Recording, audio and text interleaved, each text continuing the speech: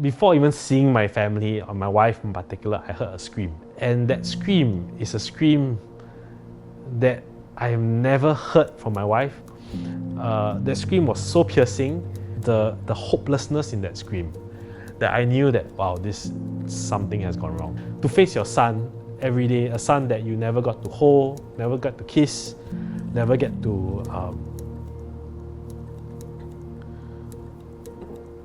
spend any time with. Like to make it a name that you call out every day, as if it's a normal thing. Hi, I'm Jeremy. I am 35 years old and I run a public relations agency called Elliot Co. I met my wife in school, in SMU. She was like the belle of her school, secondary school, always very popular. I was like, as you can see, I'm not exactly a very good looking dude.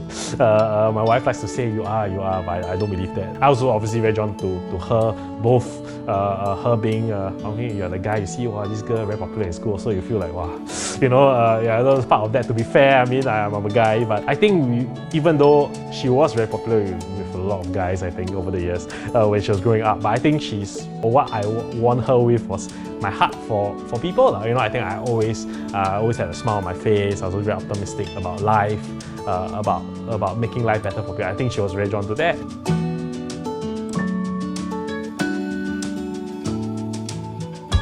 I went there not wanting to start a business, just going there to help him start his business.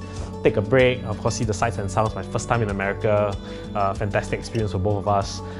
In doing that was where I got to learn about being the funder or the funded and all those concepts around being a businessman, but also like serving your communities. So sort of that mentor sort of like tweaked it to, hey, why don't you think of doing this for your business then, as a business.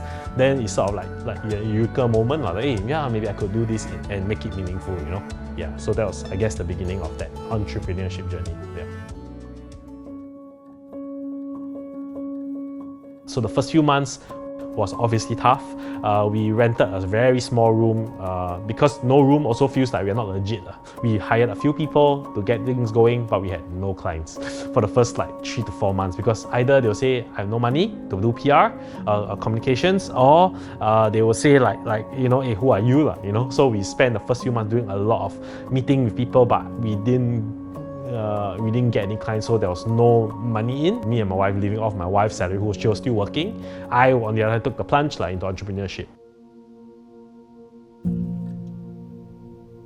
On the better side of it, my wife got pregnant during that period of time, which was at that point, wow, I was so happy to know that after I think over 2-year period we were trying, we couldn't. My wife finally got pregnant, and that was a great thing to start off that year while the business was still taking off. Yeah.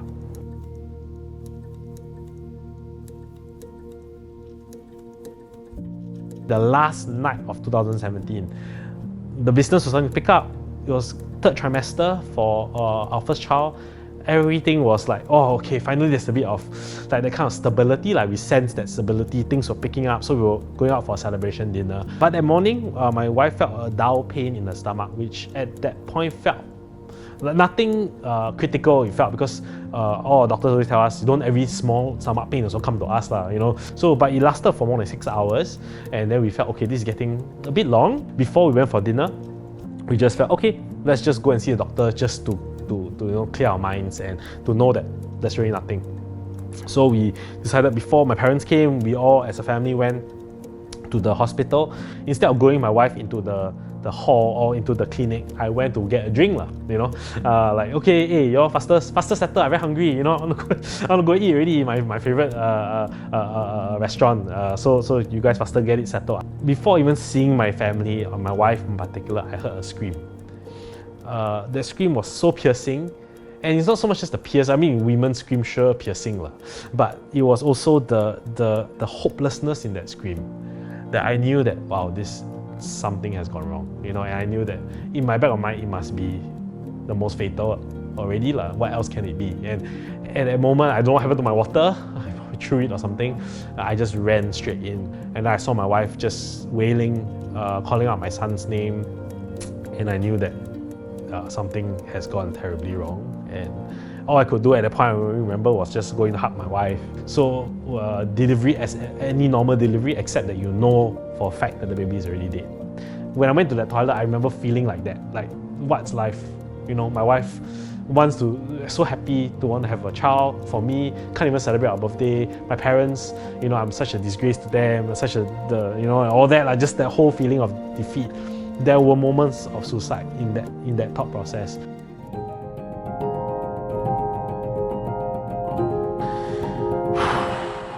Then I got a message from a friend saying that they saw a vision of something, or like a dream, seeing that a picture of a boy with a cap and the letter E on the cap, and that he's like cheering, you know. When I saw that, it happened while I was in the toilet and I was crying and I was demoralized. When I saw that message, that I think that gave me some hope. So one of my friends, out of good nature, wanted to help, said, hey, why don't you call your business, once you change the name of your business, change it to Elliot, or make it a tribute to your son. When first thing, when he said it, like, get lost. I never told him, thankfully. He may not have been my friend after that. I think it needed courage for me to even contemplate doing this, because to face your son every day, a son that you never got to hold, never got to kiss, never get to spend any time with, like now, like to make it a name that you call out every day as if it's a normal thing. So I just felt, why don't I be courageous enough to take this step and call my company Elliot, and so long story short, I did.